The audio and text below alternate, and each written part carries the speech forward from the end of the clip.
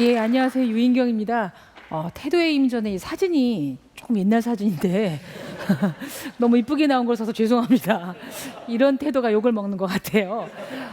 저는 뭐 대한민국에서 제일 유명한 기자도 아니고요. 제일 글을 잘 쓰는 기자도 아닙니다. 뭐 상 받은 것도 아득한 옛날이에요. 근데 저는 아마 대한민국에서 가장 많은 사람을 만나본 기자일 겁니다. 올해로 기자 생활을 한 27년 했습니다. 나이는 53살이고요. 별의별 사람을 다 만났는데 그 사람들을 보면서 느끼는 게 있어요. 왜 저 사람은 별거 아닌데 저렇게 다 잘 될까? 아니면 왜 저 사람은 뭐를 노력을 해서 저렇게 안 풀릴까?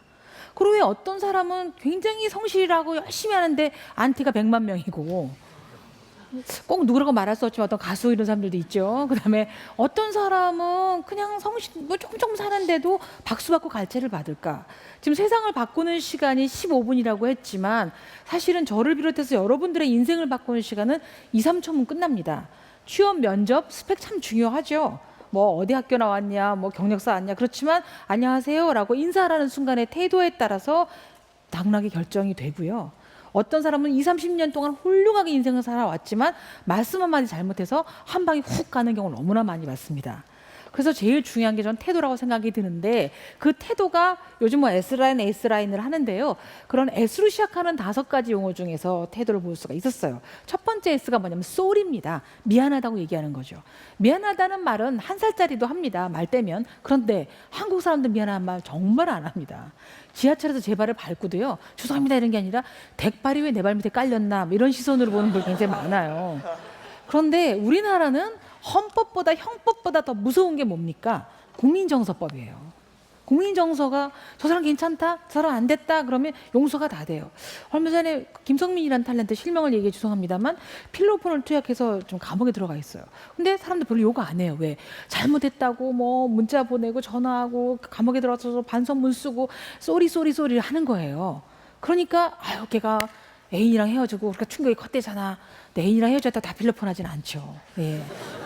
근데 용서가 됩니다. 근데 어떤 사람들은 잘못했다는 말 하라 그러니까 합니다. 미안하다고, 됐다고 뭔지 모르지만 이렇게 얘기하면 욕만 더 먹는 거죠. 그래서 제일 중요한 건 언제 어떤 경우건 나이가 많은 분이든 어린 분이든 내 상사건 후배든 간에 미안하다는 말 정말 잘해야 됩니다.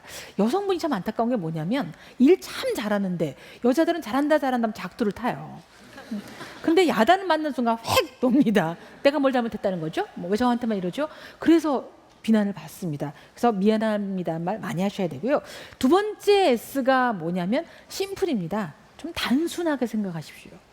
우리가 살다 보면 참 복잡한데 잊지 말아야 될 것이 뭐냐면 우리 인생에서 트루 노스, 진북을 찾아야 된다는 거죠. 우리가 방향 감각을 헷갈릴 때 나침판을 찾습니다. 여기가 어딘가. 그때 나침판이 가르쳐주는 곳이 북쪽입니다. 북쪽만 알면 아 여기가 남쪽, 여기가 서쪽. 그래서 그 방향만 확실하다면 우리 모든 게 다 이해가 간다는 거죠. 왜 직장을 다닙니까? 아니면 왜 삽니까? 아니 왜 친구를 만납니까? 이유가 있을 겁니다. 근데 그것만 단순하게 생각하면 풀어가고 다 다는 거죠. 지금 우리 뭐 반값 등록금 난립니다. 무상급식이 난립니다. 뭐를 생각해야 될까요? 반값 등록금에서 중요한 사람이 누굴까요? 학생과 학부형입니다. 근데 공청회를 하다 보면 엉뚱한 사람들이 얘기를 하고 있어요. 장관들 무슨 사람들 백날 해봤자 소용없습니다. 아이들 안 낳아요. 저출산. 그다음에 뭐 결혼도 안 합니다. 그런데 저출산 문제를 해결해야 간담회 가보면 절대 안 낳을 노인들이 앉아갖고 막 교수님들 애 낳아야죠. 그분 안 낳습니다. 당사자가 누군지 왜 해야 되는지 좀 심플하게 생각하시라는 거죠. 저 신문사에서 부국장 겸 선임 기자인데 저는 사람들 묻습니다. 왜 신문사를 다닙니까? 저 인류평화를 위해 다니는 거 아닙니다. 예, 뭐 좋은 글 쓰기 위해서 여러분들에게 좋은 소식 전해주기 위해서도 있지만 사실 월급 받기 위해서 다닙니다. 월급 안 받고는 안 다니죠. 그래서 저는 우리 신문 500원이거든요. 500원짜리 신문을 보고 항의 전화한 독자들 전화 다 받아줍니다. 너무 감사해요. 여러분들 안 보시잖아요, 우리 신문 잘. 다 인터넷으로 보고 휴대폰으로 보고. 근데 그거 사줘서 보고 지적해 주는 분들이 저는 너무 고맙습니다. 그래서 어떤 항의를 전화도 독자님 그렇게 생각하셨습니까? 죄송합니다. 다음부터 안 그럴게요. 반성합니다. 끊고 난 다음에 XX 이렇게 하더라도 일단 너무 감사하다 생각을 해야 되는 거죠. 내가 왜 신문사에 다니지? 내가 왜 기자를 하지? 독자가 없으면 안 되거든요. 이상한 독자라 하더라도 다 받아들여줘야 되는 것이 인생입니다. 직장을 다니건 누구를 만나건 왜 하나 방향 감각이 헷갈릴 때 트루노스 진짜 나의 진북이 뭘까를 한번 생각하는 마음을 가지시는 것이 정말 필요할 것 같습니다. 그럼 세 번째 S가 뭘까? 서프라이즈입니다. 감탄이죠. 21세기를 소통의 시대라고 합니다. 소통은 어떻게 해야 되는 건가요? 나 혼자 떠든다고 소통이 되는 게 아니죠. 공감이 돼야 됩니다. 공감을 할 수 있는데 제일 필요한 말이 서프라이즈 공감력이에요. 그게 뭐 와 좋다 신난다 뭐 이런 것도 있지만 아 그랬어? 하고 막 고개 마주쳐주고 눈 마주쳐주고 이런 사람들이 정말 필요합니다. 제가 머리를 짧게 자른 다음에 나 머리 잘랐어 어때? 할 때 내가 듣기 원하는 거 와 잘 잘랐다 시원해 보인다 이건데요. 친구가 그래서 어쩌라고 뭐 이런 얘기 나오면 나 저 친구 안 만나고 싶어진다는 거죠. 감탄사를 남발하셔야 됩니다. 제가 좋아하는 법정 스님 이런 말씀을 하셨어요. 우리가 늙고 나이 들고 병드는 걸 두려워할 게 아니라 감성이 마모되는 걸 두려워하라고요. 저 50이 넘고 보니까 내가 늙었구나라고 하는 순간이 감탄사가 줄어들어요. 예전에 막 비만 와도 와 비가 내린다. 이런 비 오는 날에는 뭐 음악을 듣고 싶구나 이랬는데 요즘은 비 오면 방사능 낙진 떨어지면 큰일 난다 해가지고 들어가요. 아이들이랑 어른이 뭐가 차이가 날까요? 애들은 감탄을 수시로 해요. 사탕 하나만 줘도 와 고맙습니다. 그럼 와 깍꿍만 해줘도 뭐 너무 신나하죠. 그런데 어른들 감탄 정말 안 합니다. 큰 선물을 줘도 진짠가? 뭐 이렇게 하고 안 해요. 그래서 어쨌든 감탄사를 많이 연발하는 것. 요즘 뭐 동안 신드롬이더군요. 그래서 뭐 동안 콘텐츠도 하고 고현정 세안법도 흉내내고 땡김이 수술도 받고 그런데 사실 40 넘어가면 동안 별로 중요하지 않습니다. 이목구비 별로 안 중요해요. 누가 뭐 눈망울이 산모루 같은 할머니가 다녀가셨다 이런 얘기 안 하잖아요. 인자하게 생긴 분, 귀엽게 생긴 분. 그런데 그런 동안을 느낌을 주는 게 뭘까요? 동심이에요. 동심. 수시로 감탄하고 작은 일에 고마워하고. 제가 수천 명 만난 어르신 중에 이분 정말 기억에 남는다 하는 분이 피천득 선생님입니다. 97에 돌아가셨는데 전 95살에 만났어요. 근데 감동했던 이유가 그분이 뭐 저한테 잘해준 것도 아니고 선물 준 것도 아닌데 정말 감탄을 해주셨어요. 그랬냐 그러고 아이 같으시고. 그래서 여러분 이거는 뭐 하나 힘드는 게 아니잖아요. 수술하실 필요도 없고 크림 바를 필요도 없고 그랬어? 정말 좋아? 뭐 이런 것들을 해주시는 거. 누구 만나면 정말 반가워해 주시는 거. 이게 굉장히 중요합니다. 서프라이즈 뭐 선물로 뭐 이런 게 아니죠. 그 경영의 그루라고 하는 제겔치가 있습니다. G. 이분이 전 세계 제너럴 일렉트릭 지사를 갔을 때 물어보는 게 야 지난달 실적이 뭐야? 뭐 아니면 제일 애로사항이 뭐야? 안 물어봤어요. 니네 언제 마지막 파티했니? 언제 제일 즐거웠니? 그래서 이 서프라이즈가 이만큼 중요한 겁니다. 그래서 항상 서프라이즈한 인생을 사시기 바라고요.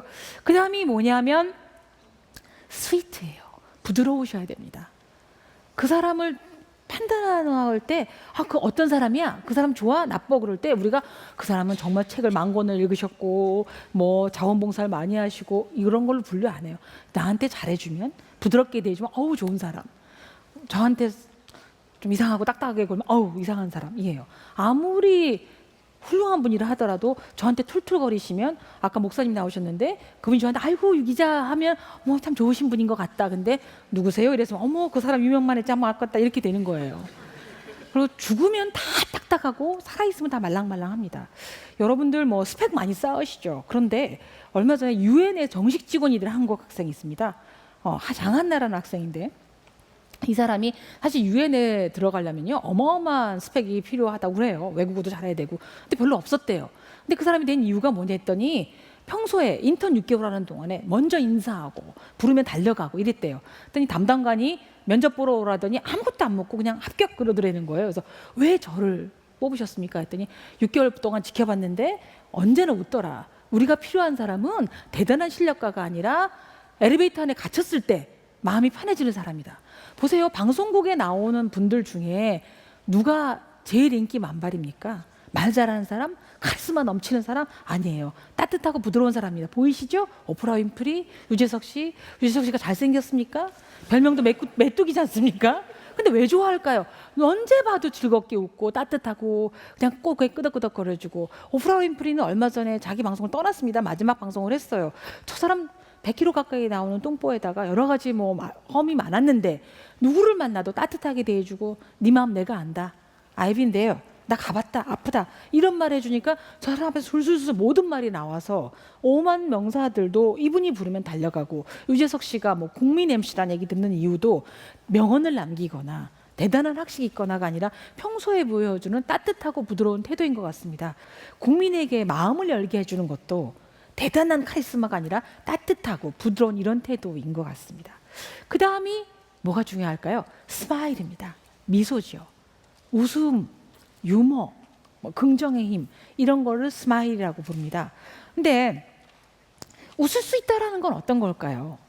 웃겨서? 간지럽혀서? 아니죠. 긍정적인 생각이 웃게 만듭니다. 똑같은 영화를 보고도요, 너무 재밌다는 사람이 있고 뭐가 재밌어 이런 사람이 있어요.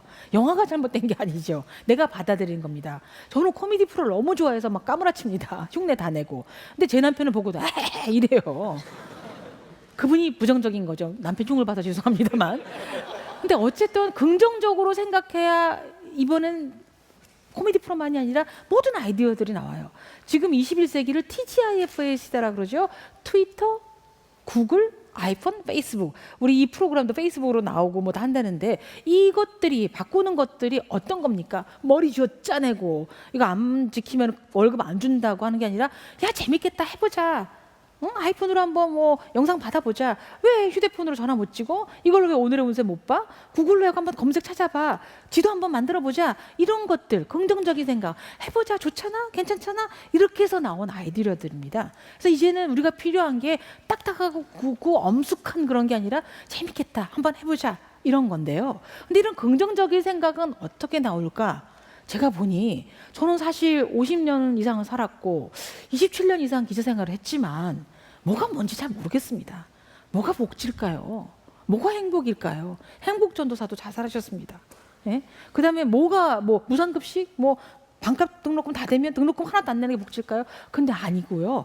제일 중요한 게 뭐냐면, 확실한 건 뭐냐면 말이 씨가 되는 거고, 긍정적인 말을 하는 분, 긍정적인 태도를 가진 분들이 잘 됩니다. 대표적인 경우가 김연아 선수입니다. 겨우 20살 때 세계 챔피언십을 나갔어요.